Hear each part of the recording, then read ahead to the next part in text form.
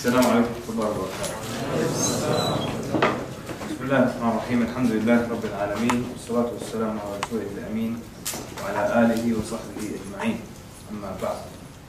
First of all, that's not my email address, so those of you who jotted it down, cross it out, please. If you do get a response, it wasn't me. But let me find out first how many people have heard the workshop already. How to give Shahada in 10 minutes. Everybody, yeah? I can't see the hand. 3, 4, 5, 6. Okay, that's not too bad. About 13 people in the room. That's good. Now, I don't really intend on actually giving the exact same workshop that I've been giving for the last 4 years, because I understand you have an important event coming up, and I want to make it a little bit more hands-on, and we want to do a little bit more of exercises in the class, so that when next week comes around, or was it the week after, you're ready and you're effective when it comes to your Islamic awareness week. Who in the audience will be from amongst the du'at that will stand at the da'wah tables at various times? Okay, great. Okay. All right. Let me start by saying this. Today we're going to go. This has to be here. I don't even want this thing here. Thank you. I'll get it. Come with one hand. You know what?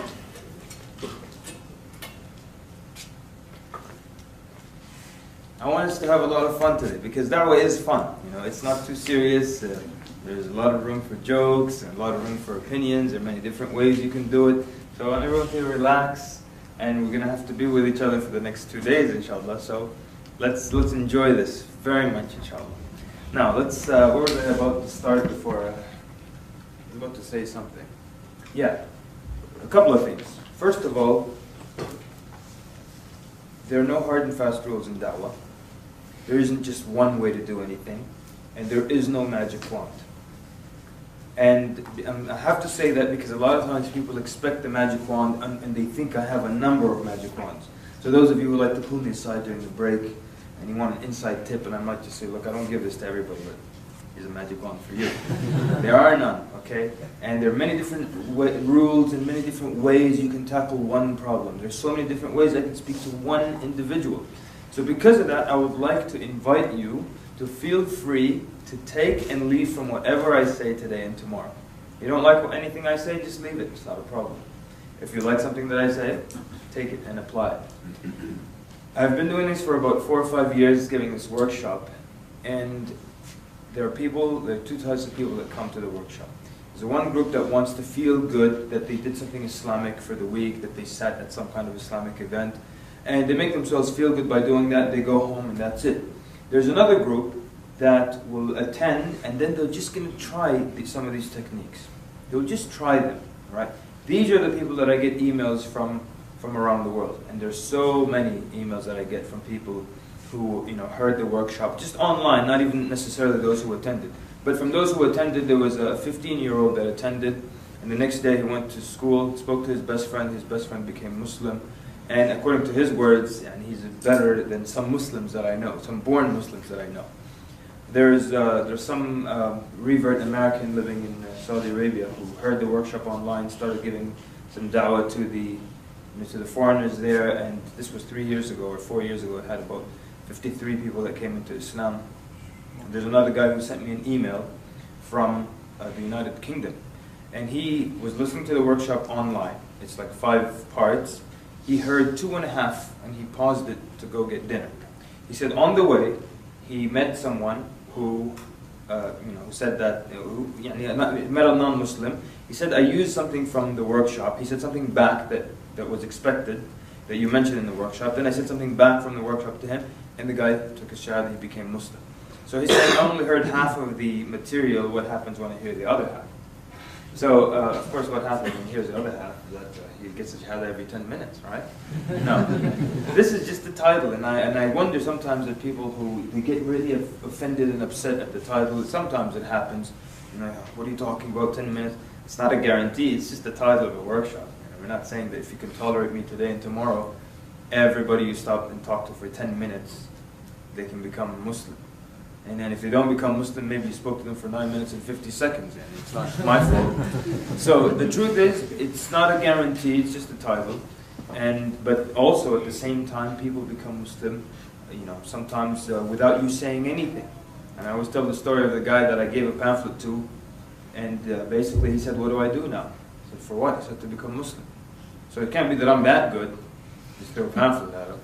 Otherwise, I'd just rent a small airplane and throw pamphlets off at the whole city, But what happened was that he was already searching for the truth, I don't know what happened in this guy's life. Maybe he's been reading the Quran for the last 3 months and talking to people and talking to his friends, and his uncle is Muslim and so on and so forth. And then he's walking somewhere and I give him a pamphlet and he said, "You know what, that's it. That's a sign for me, I'm going to become Muslim." So all I did was just one little part, you see.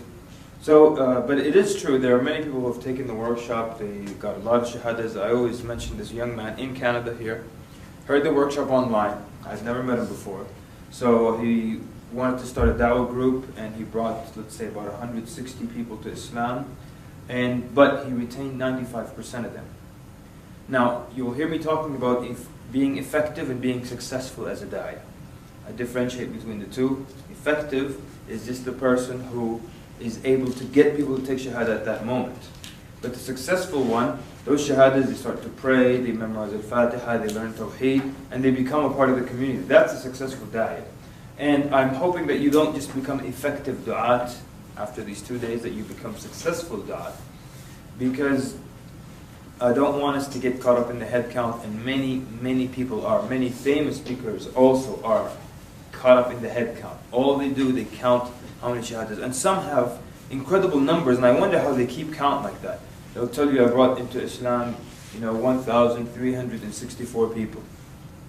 What do you have? You tattoo every time someone becomes Muslim and you count them. How do you know that? And how do you know that they remained? What is the percentage of those 1,000 that remained upon Islam? Most likely, it's a really, really small percentage. It's probably not even, I would love that it's 1 or 2% remain upon Islam. I don't want you to get caught up in head counts. After Muslim Awareness Week, everyone's trying to boast how many shahadas they got. I got 4. Oh, that's it. 6. So that's not what we want. But it's happened, Allah, it's happened so many times. So many people caught up in this head count. Did I tell you what, maybe some of you heard, maybe the worst and the most low quality shahada I've ever seen? This guy, probably some homeless guy in Washington, D.C., asked one of the du'at, this young man, "Do you have $1?" So the guy said, "Sure. Do you know anything about Islam?" Do you already see the equation that's happening now? You see it? That, I have to bear and withstand your talk about Islam. I get $1 in the end. That's it. That's the equation already. So he starts to tell him about Islam. The guy's not paying attention. He's looking all over the place. He's just not paying attention. And as a da'i, you stop him and make sure, are you paying attention? Are you with me? And you pause, you check. Don't just keep talking. Don't just spill something that you've memorized, the script that you've memorized. And so this person in the end, he says, "So you ready to become Muslim?" He says, yeah. He just wants $1. That's all he wants. He says, "Okay, say after me. Ashhadu." The guy says the Shahada.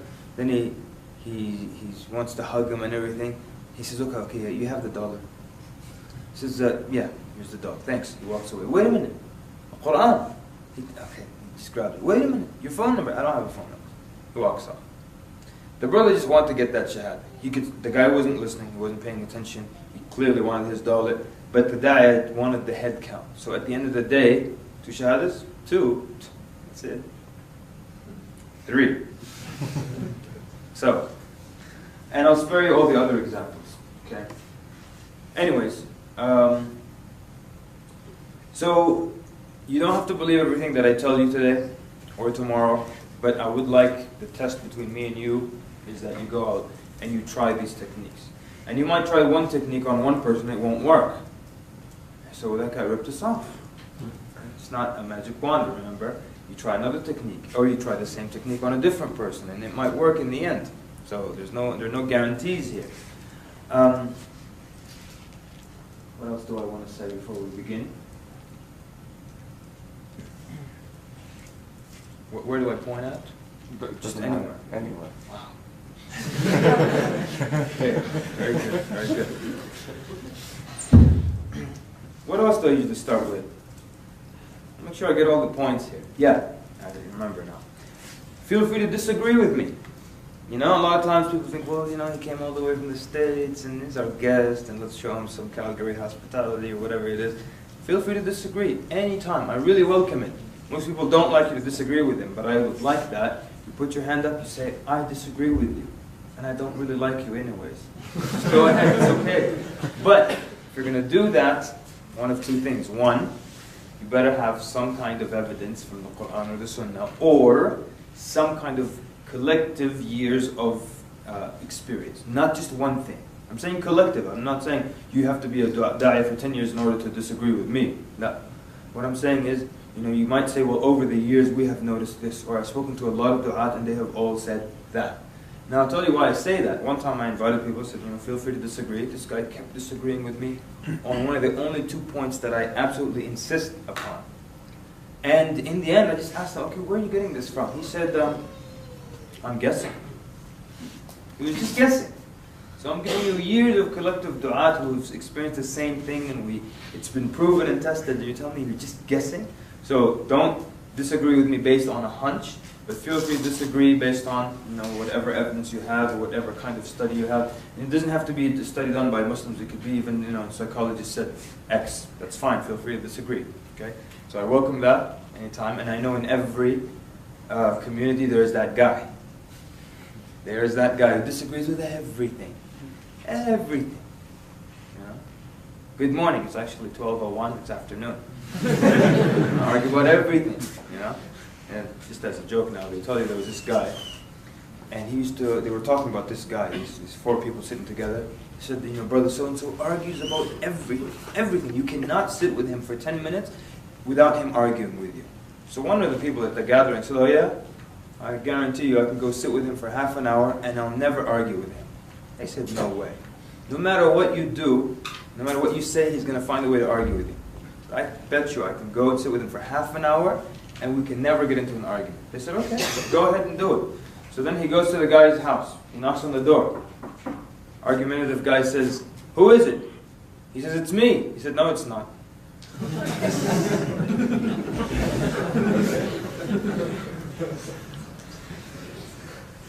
If I catch people dozing off, I'll tell you a few jokes. Got a lot of good jokes, right? Okay, it's probably time to get started, I think. But I just didn't want anyone to get two things. I don't want you to get the wrong idea. I don't want you to think you'll be getting a magic wand. That's number one. Or that everyone will become Muslim if they spend 10 minutes with you. Number two, I don't want you to think that everything, that you're going to be wasting 2 days of your life. That a lot of people have become, very successful da'at from attending this exact same workshop. And I think we're going to up it up a little bit this time and do a little bit more training and back and forth so that you can be more ready for your Islamic Awareness Week. And I've got another workshop. It's called the Dawah Power. It's a bit longer, and there we discuss. Because you have the truth. The truth is really, really strong. Truth is really powerful. So no matter who it is that approaches you, they're not upon the truth. That's one thing that's a given for sure. And you're the one who's upon the truth, right? So when you're upon the truth, it doesn't matter who's coming at you. You know that you have the upper hand, and that's why some people might think, well, this technique is just miraculous. I used it and it worked like a charm. It's not. It's the fact that you have the truth, and the truth is so powerful, and it destroys the falsehood, as Allah Azza wa Jalla mentioned in the Quran. بَلْ نَقْذِفُ بِالْحَقِّ عَلَى الْبَاطِلِ فَيَدْمَغُهُ. When we throw or hurl the truth against the falsehood, Allah Azza wa Jalla describes the word يَدْمَغُهُ, which means it doesn't just put a dent on it or a hairline fracture, but it hits it so hard that the inside can be shown, can be seen. The dumagh shows up now. So the truth destroys the falsehood. We're going to discuss the atheist. A lot of people are so worried about the atheist. How do I deal with the atheist? How do I convince the atheist? And the atheist thinks that they're the one that's rational and scientific because they don't believe in something they haven't seen or heard or touched. So they're rational. But that's not the case, actually, as you will see, inshallah. Those who believe in polytheism. You know, I've got in the course notes just one page basically on polytheism. So I was in South Africa, and the guy said to me that, you know, after we took the course, we went home, and I watched my older brother with my own eyes. He picked up the phone and called his Hindu friend since childhood, and he basically went through the page from the notes, just kept going through the arguments through that one page not in these notes, so that's another course, you know.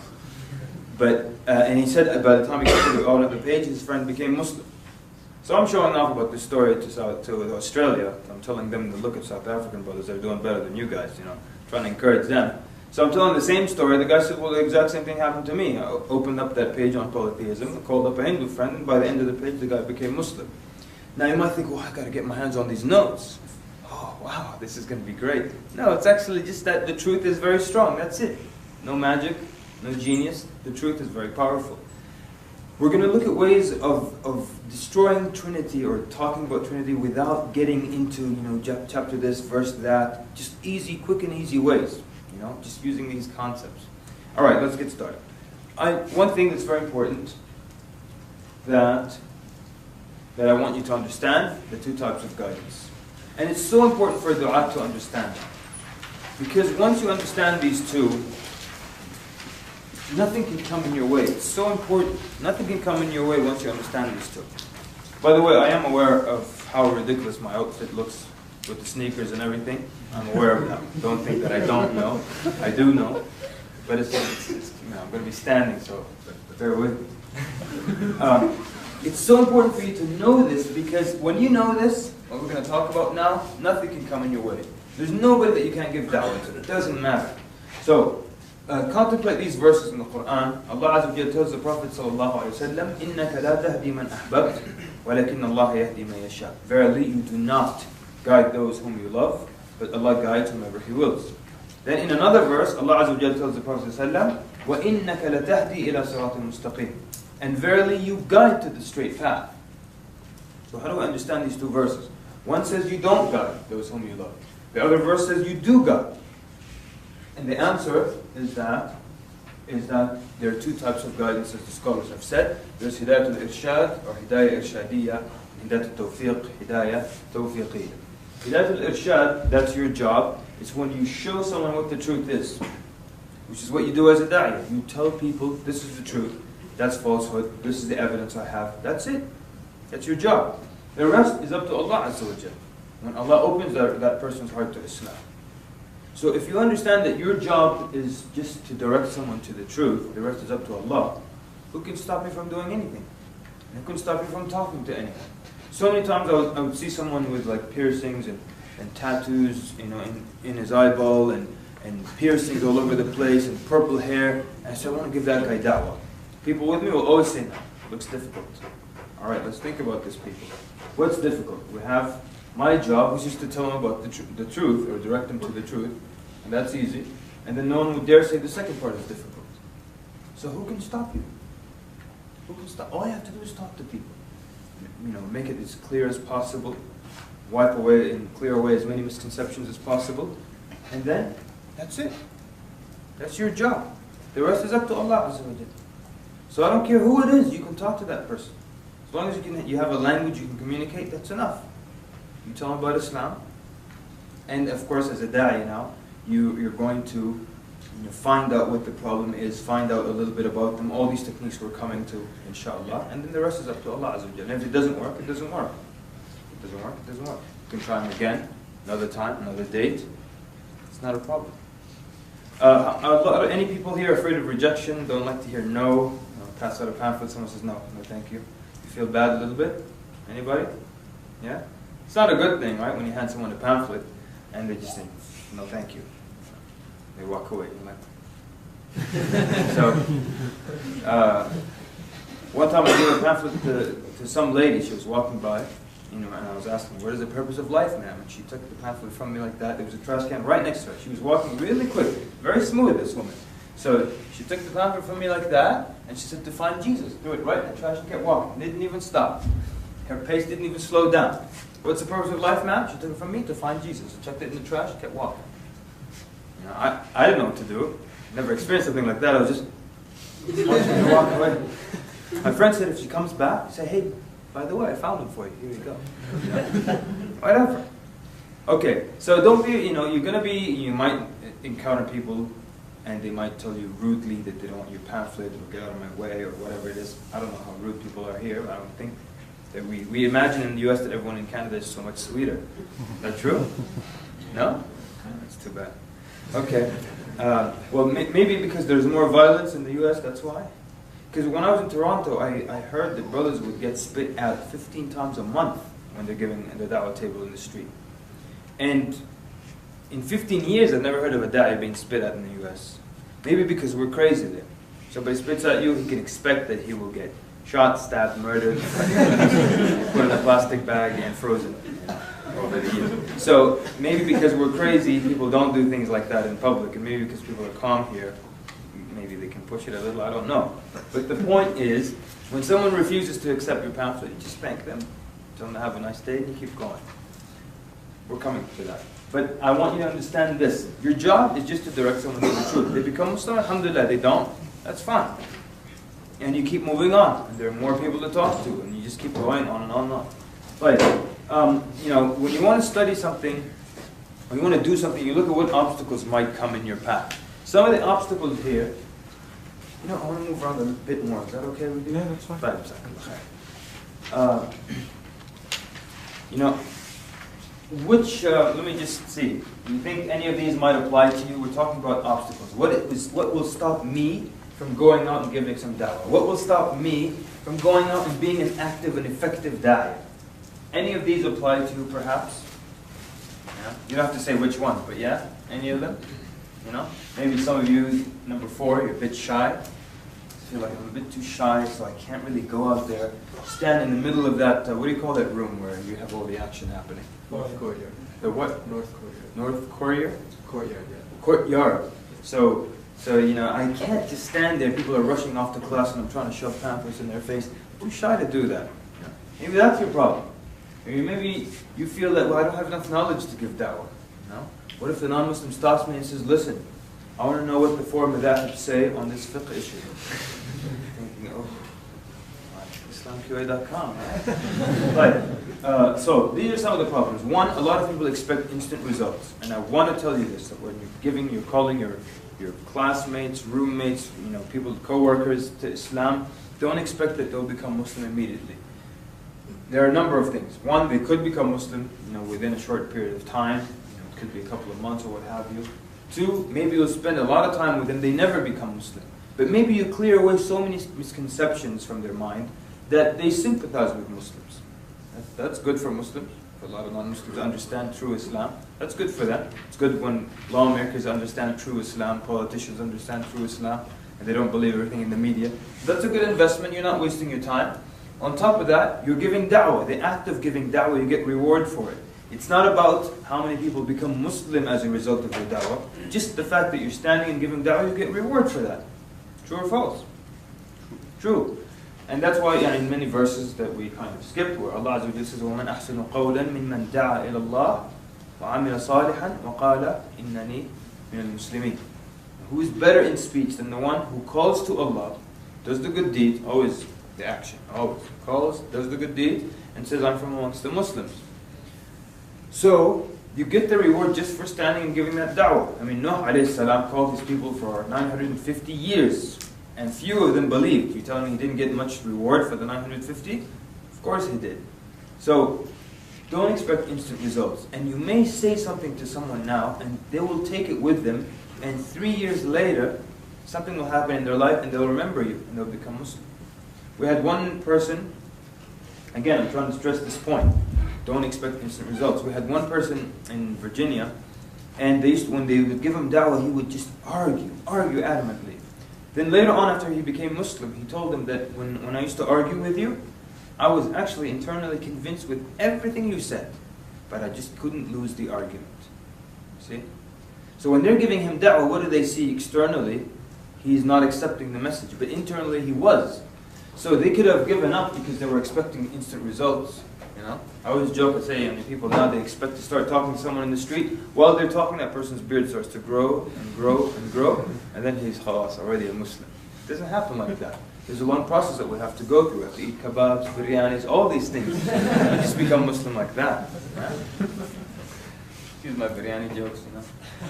And a lot of people think I like biryani because I joke about it so much. I don't hate it, but I've got issues with it. I'll explain it to you later when we talk about some other things. I have an analogy with your speech and biryani. We'll come to that. If I don't, remind you. You know, not having enough knowledge. You have, if you look, we won't disagree. The more knowledge you have, the more effective you can be, no doubt. I don't think anyone disagrees with that. But at the same time, you only need very basic knowledge of the religion in order to call someone to it. Same situation with Abu Bakr radiallahu anh. When he became Muslim, he brought to Islam 6 out of the 10 given glad tidings of paradise.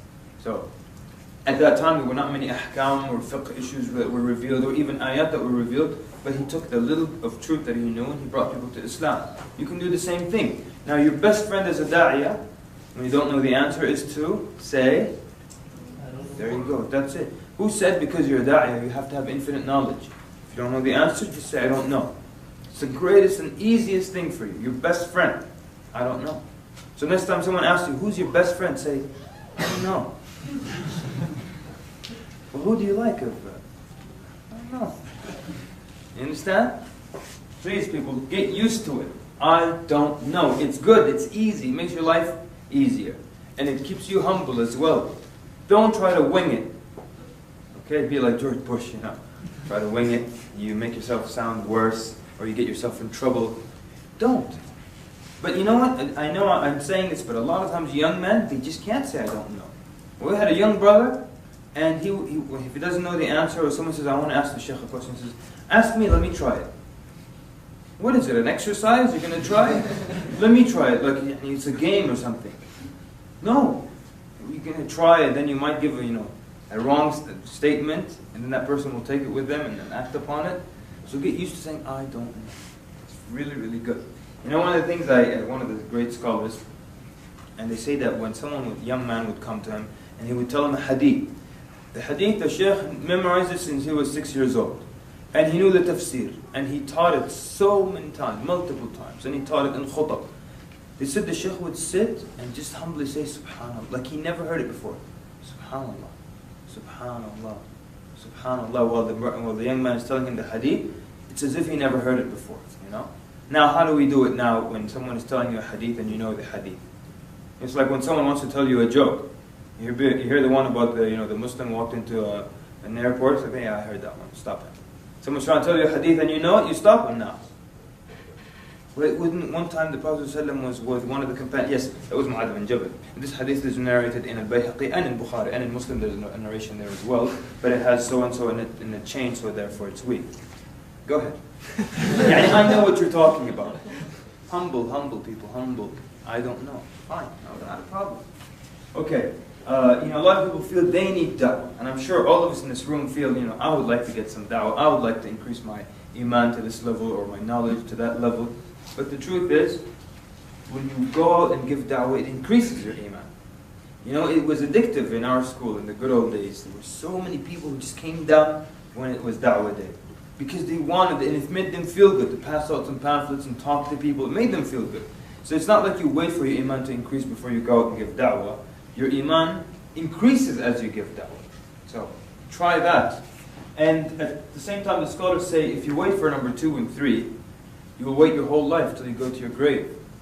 And they say if you ever wake up one day and number 2 and 3 are there 100%, know that you've gone astray.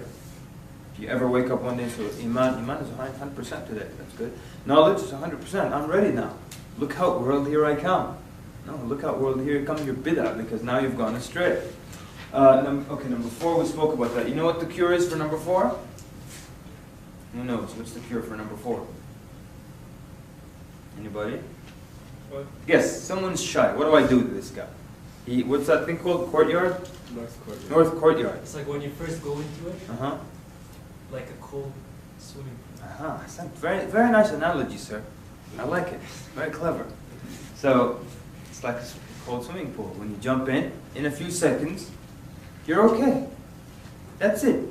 You know what? No matter how many years you've been giving da'wah, you always feel awkward in the beginning. Especially if you stop for a while, you're like, oh man. I have to start standing in front of people, yelling things at them, trying to get them to stop, eye contact, things that, it's not me to do these things. Yeah?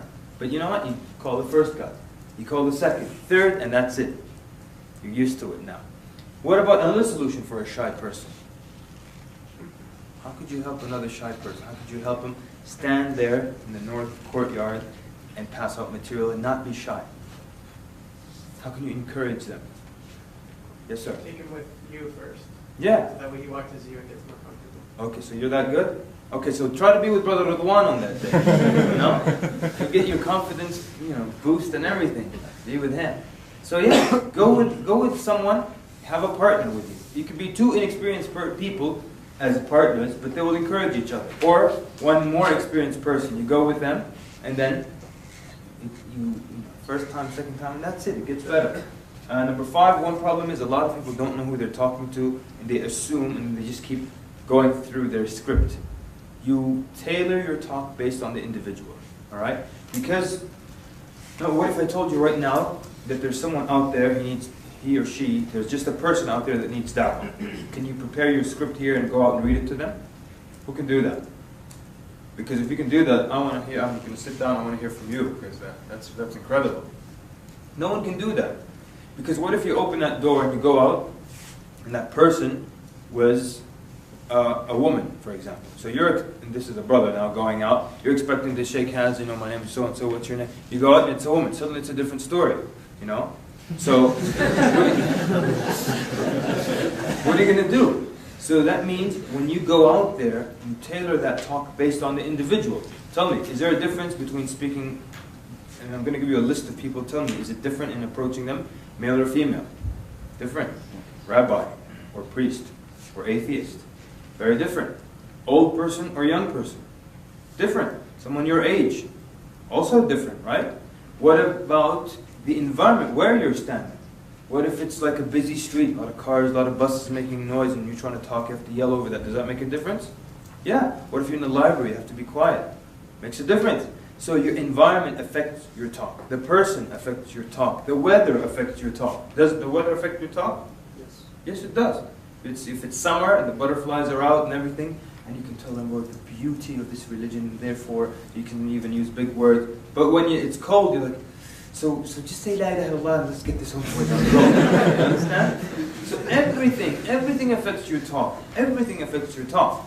So because there are so many different scenarios and situations and people and belief systems, the da'i has to be malleable, bendable, flexible, like metal, You have to be malleable, you have to be flexible. You have to adjust to situations. And sometimes you're going down a path and you discover something about the person. You have to change a little bit. One time I was talking to someone in the street, and he had a son with him. And it seemed like it was just like a father and son thing for them. The father wanted his son to be a man. Maybe the kid was 10 or 11 years old. So every time I spoke to the father, because naturally I think he's a decision maker, the father was just mostly concerned about me addressing his son. So every time I'm talking to him, he will say, you are talking to both of us, right? He wanted me to acknowledge his son as a man. So now I've got to talk to this little guy. So, okay.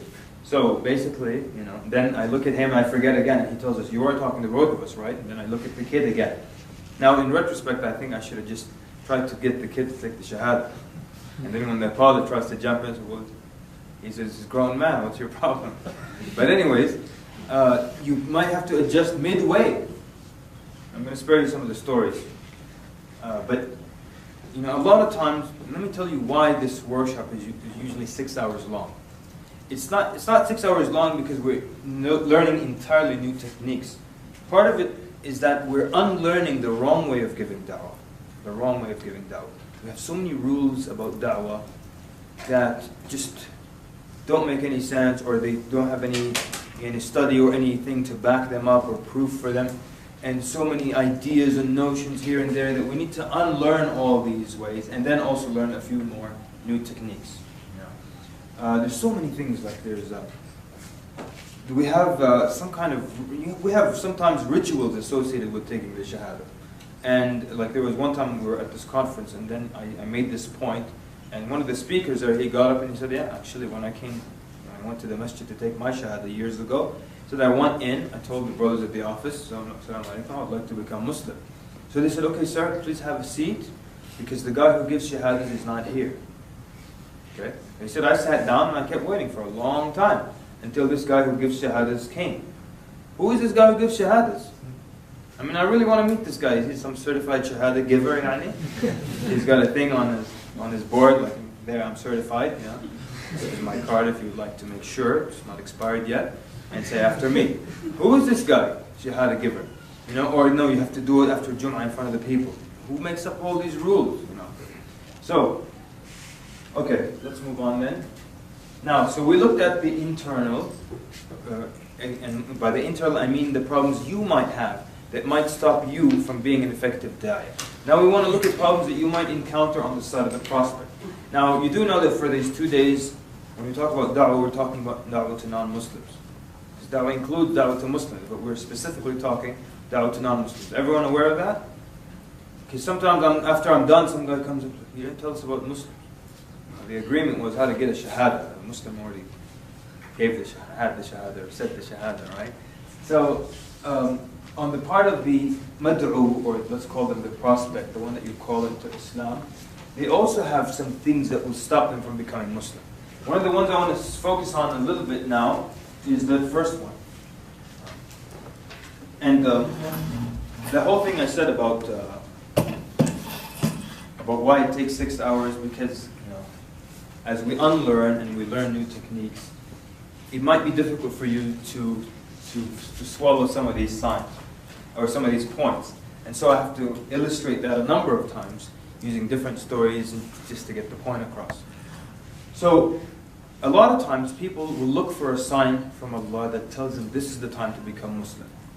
And a lot of times I will ask in the audience, the reverts, to tell us how long it took him to become Muslim, and why did you finally decide to do it? Someone will say something like, well, finally one of my Muslim friends said, why don't you just become Muslim now? There was a guy, he said, I was studying Islam for 3 years, waiting for something, for a day when I should become Muslim. And then, one of my friends just suddenly out of the blue called me up and said, why don't you just become Muslim right now over the phone? He said, I became Muslim over the phone right then and there. So then I asked him, what would you have done if your friend didn't call you and to ask you for the shahada? He said, I would still be studying Islam until now. Still studying. So, a lot of times people look for a sign. What do I mean by that? In a predominantly Christian society, there's a lot of emphasis on vision, or a clear sign from Allah. And you've probably seen this in their sitcoms, in their cartoons, in their movies. God, give me a sign. Lord, give me some sign.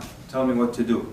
And, Paul of Tarsus, he became Christian when he was on the road to Damascus. He saw a vision. Augustine, later on, he's saying, not Augustine, the Emperor Constantine, he saw a vision as well. Even the Mormons, the guy saw a vision. All of these visions and clear signs. But Allah says in the Quran that His signs are subtle. And His signs are for those who contemplate and those who consider.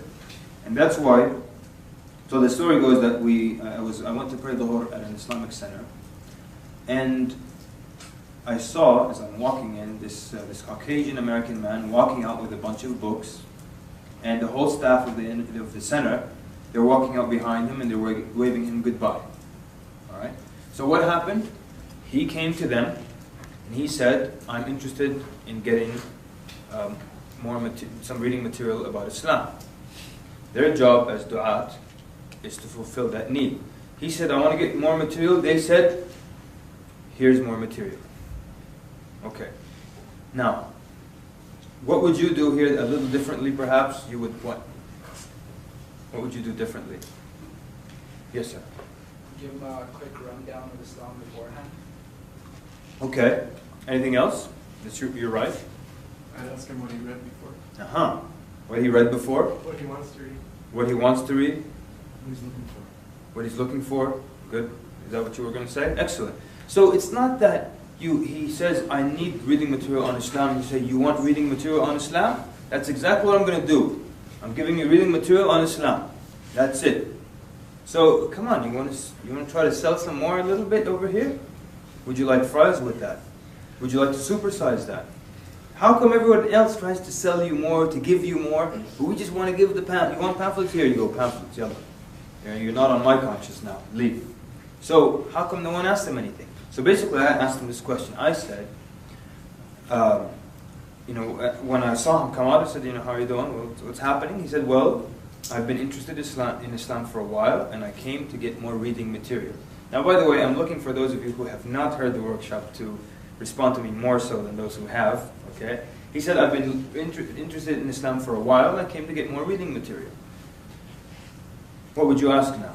There's no wrong question, by the way. And I'm going to tell you what I asked. That doesn't mean that's what you should have asked. There are many ways you can go around about this. So what would you ask? I've been interested in Islam for a while, and I came to get more reading material. What do you want to find out? Yes, sir. Try and find out what's stopping him from becoming Muslim. Okay, Islam good. is good. Try and find out what's stopping him from becoming Muslim. Everyone agree with that? Makes sense. What else? Yes, sir. What do you know about Islam? Okay. Yes? Sorry? What got him interested in the first place? Uh-huh. Good. How long is a while? How long is a while? I like that. Very good question. And all the questions were good. Does they have to be right there? So, how long is a while? And that's the question I asked him. Not that it's the best question, but maybe I've been interested in Islam for a while, meaning for like 4 days. Maybe it's 5 years. Maybe it's 2 years. I want to know what this while is. Because now we have two branches here. So I asked, how long have you been interested in Islam? He said for about a year. Now, I know there's a problem. Immediately. Is there a problem? Mm-hmm. Why is there a problem? Because he hasn't accepted the Yeah, Shahada yet. he's been interested for a year and he didn't become a Muslim. Something must be stopping him. Something must be stopping him. What could it be, possibly? It could be anything, okay? It could be waiting for a sign. Yeah? Anything else? Come on, there are a million and one things. It could be that he likes pork, he likes beer, yeah? Family? Family. What else? Nobody's approached it? Nobody's approached him. Yeah? What else? Misconception. Misconception. There you go. It's possible, right? So you need to, look, your job is, you're like a doctor. You diagnose. You need to find the problem. Always. You need to find the problem. Yeah? Great. I'm happy some people wrote that down. You're a doctor, you diagnose. You all get PhDs after tomorrow. We're done tomorrow. You're all doctors. You tell people I'm a doctor now. In what? No, I've got one.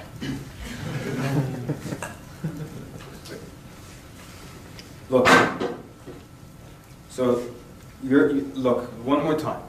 He said he's been interested in Islam for a year. He hasn't become Muslim. You can conclude there is a problem. You need to find out what the problem is. So, give me some questions you can ask this person.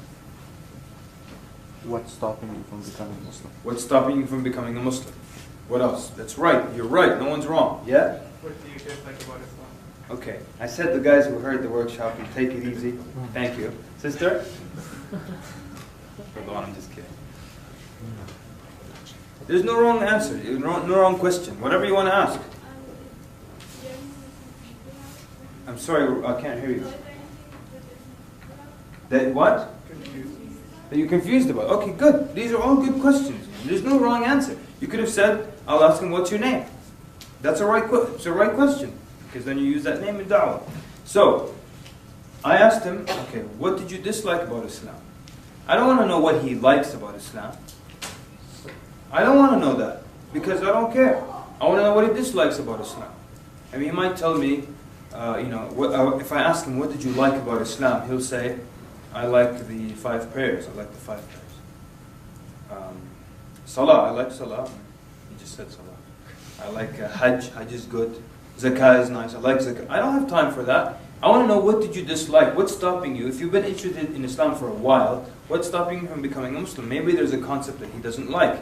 Again, you're the doctor. When you go to the doctor and you say, I feel some dizziness in my head. He says, okay. Your nails, are they growing well? Yeah, nails are okay, good. Your nails are good. Knee joints, everything good with your knee joint? Yes, knee joints are good. Your hearing is good? Yeah, my hearing is great. How about your stomach? You have he doesn't ask about what's good. He tries to find out what's wrong. So you ask about what's wrong. So then, now let's follow the scenario now. Until now, we don't know what's happening with this guy. We're guessing. So I don't know if it's a sign. I don't know if it's a misconception. I don't know if it's his wife who won't accept it. Do you know? No. Come on, people, we don't know, right? We don't know. We're trying to find out. So, our first question, what did you dislike about Islam? I want to get right to the heart of the matter. And his answer was, he thought about it sincerely. And he said nothing. Well, now what do you think might be the problem? So now we know it's not a misconception. It's not something with Islam that he doesn't like. What is it now? Possibly, keep guessing, it's possible. Many other things. It could be his wife still. Or it could be that he's looking for a sign. So now he said, all right, and now I have only this hunch that he's maybe looking for a sign from Allah. So I'm going to test it.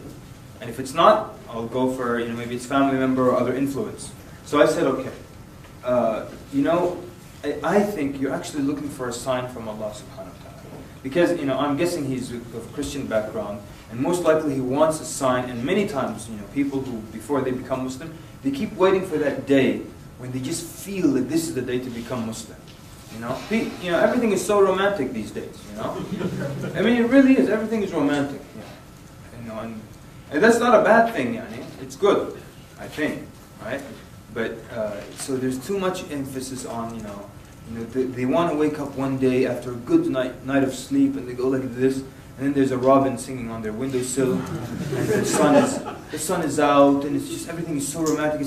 They say, this is the perfect day to become a Muslim. And I was told people, it's not that romantic. It could be just some, some imam with a broken accent is a little harsh. Come, say after me. And it's just, a very difficult situation. There's nothing romantic about it whatsoever. So I told him, look, I think you're actually waiting for a sign from Allah to tell you should become Muslim today. But let me tell you, and this is exactly what I told him. I said, listen. And by the way, a disclaimer here. As I am telling you this story, I become excited as I'm telling you this story. But that's not how I talk to people. Because I'll tell you, I said this. But I don't speak to them like that. We speak very calmly. But I'm only excited now telling you this story. So you speak to people very calmly, and very mature and calm and sane manner. Right? So I was telling him, look, the signs of Allah, they're very subtle. You don't expect a deep voice to tell you to become Muslim, or a beam of light to show up in a dark room or anything. Allah says in the Quran that verily, in these signs, إِنَّ فِي ذَلِكَ لَآيَاتٍ لِقَوْمٍ يَتَفَكَّرُونَ أَوْ لِقَوْمٍ يَعْقِلُونَ. Verily, these things are signs for those who contemplate or those who consider. There's another verse in Surah Ar-Ra'd, the thunder, in the beginning. So, if you contemplate the signs of Allah, you'll recognize it's a sign of Allah. If you consider, you'll find out it's a sign. It's not like neon signs. The signs of Allah are subtle. So I told him the signs, Allah tells us in the Quran that His signs are subtle. You already got your sign. What's His sign? Can you tell us? I told him you already got your sign. Someone who hasn't heard the workshop. What are His signs? He's already extolling about Islam. That's why he said it under the lesson. Okay. So he's, the fact that he's in the masjid, he's been reading about Islam. What else? That you're actually speaking to him? Possibly that I'm speaking to him. What else? That there's nothing that he dislikes about Islam. Isn't that a good sign? So I told him, listen, and use those things to convince the person.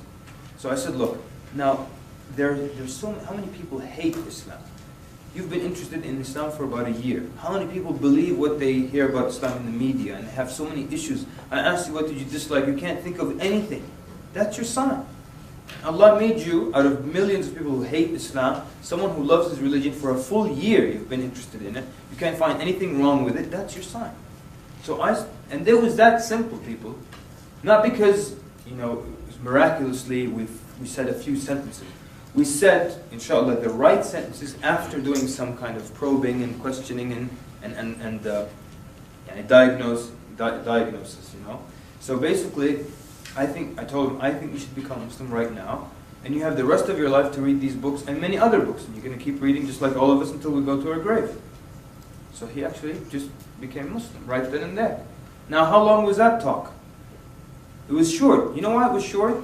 When you diagnose, when you find and you address the exact issue, it becomes a short talk. The problem is many people, they want to keep talking and talking and talking. And they want to throw scientific facts, and they just want to throw things and hope something sticks finally. But that's not how you do it.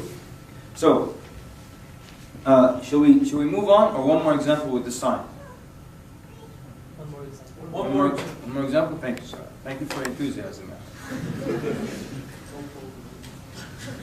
It's a little early, huh? We need some coffee in here. But, okay, one more example.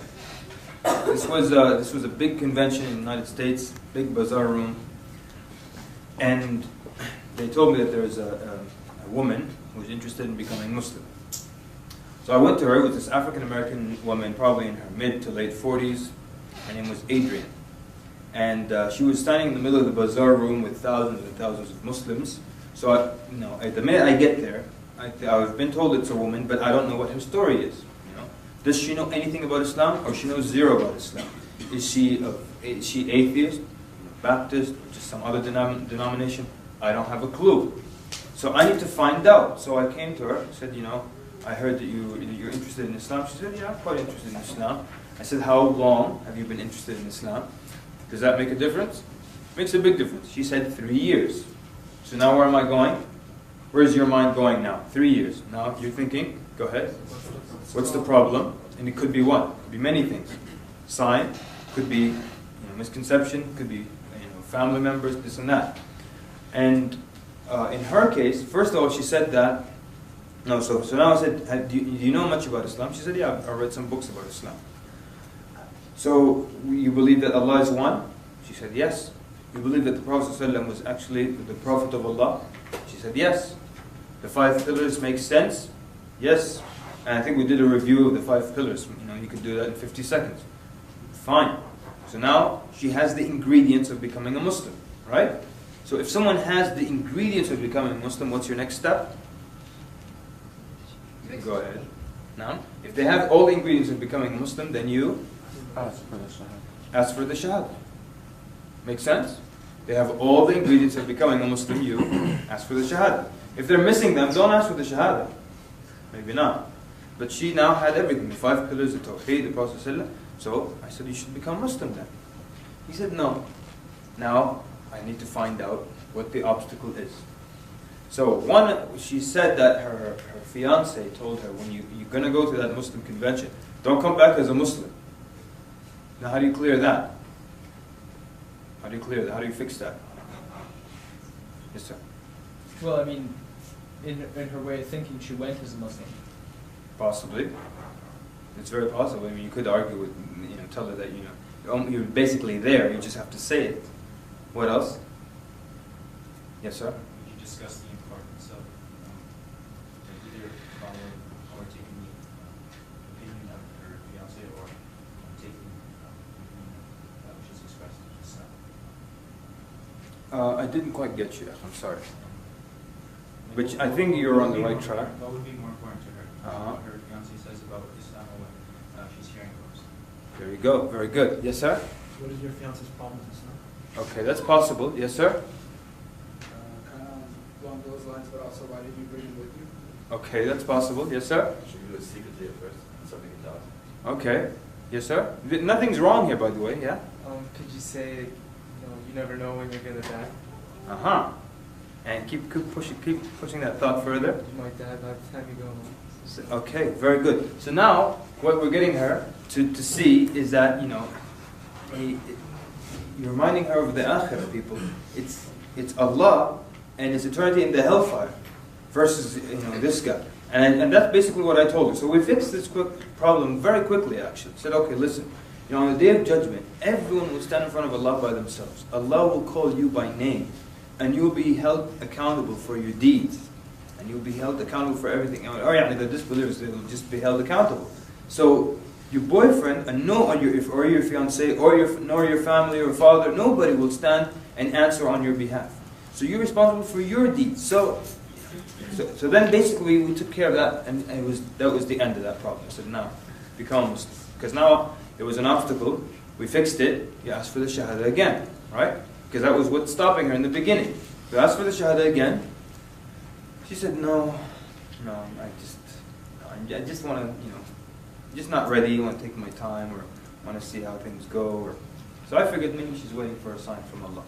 Now let's see, maybe I was right, maybe I was wrong, I don't know. So I'm testing it. I told her, look, I think you're waiting for a sign. Let me ask you this. If you were going to get a sign from Allah, if Allah wants to tell you you need to become Muslim, will you expect to be walking down the street and then you see a big neon sign that's flashing that says, Adrian, become Muslim right now? She said, no, I won't expect something like that. So you might expect that sign of Allah to be subtle a little bit. She said, possibly. I said, like some short, annoying man with glasses telling you need to become Muslim right now. So she laughed. She said, that's possible.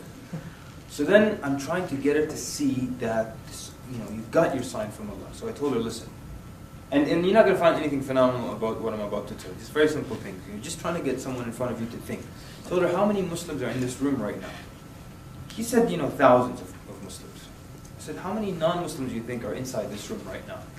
She said, probably just me. I said, how many non-Muslims are outside of this room?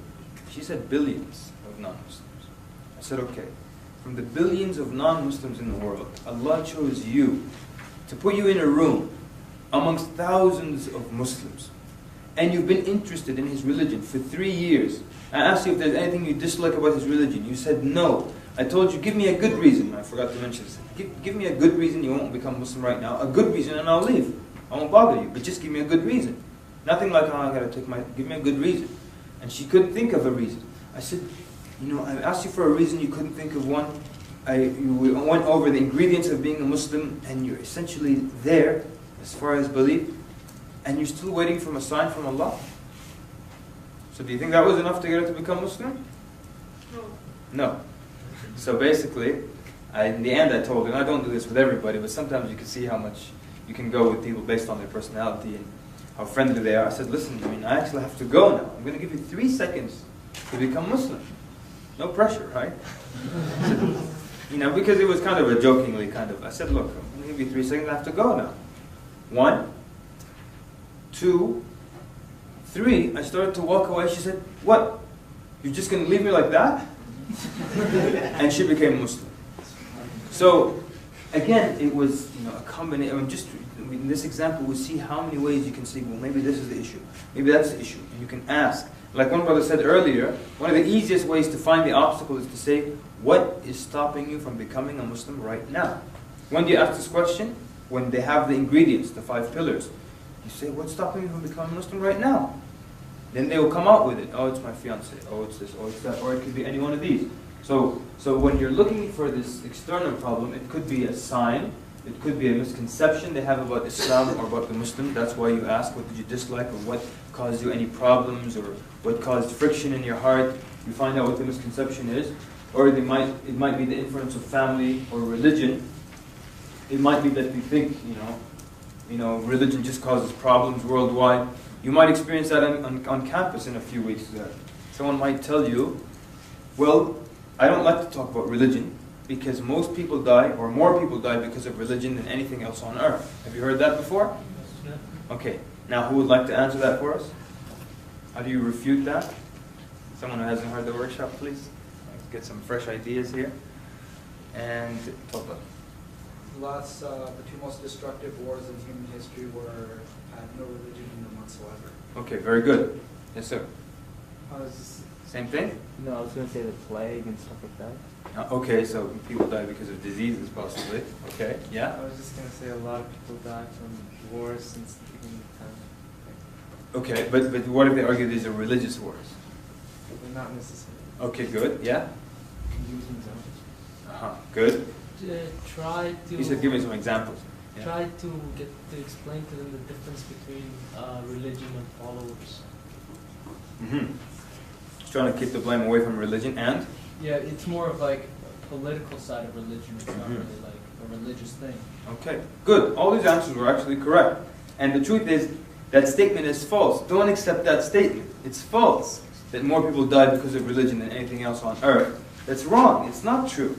If you do the math, you'll find more people die because of things related to land, money, conquering people for these purposes, and more so than religion.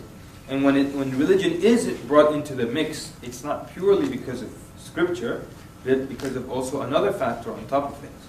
And again, the example I always use is New York City has a lot of Jews living there, and has a lot of Palestinians living there. Why don't Jews come and bulldoze apartment buildings and have Palestinians in them in New York City? And why don't they kill and have altercations in New York City? Because neither religious scripture says you need to kill the other person simply because they're Jewish, or you need to kill the other person simply because they're Muslim. It doesn't say that anywhere in their scripture, does it? But because there's an additional factor when it comes to their dispute there's a land dispute. So you see what I'm saying? So it's not that there's any religion in the world where you open it, the scripture says just go kill the other person because he doesn't belong to your faith.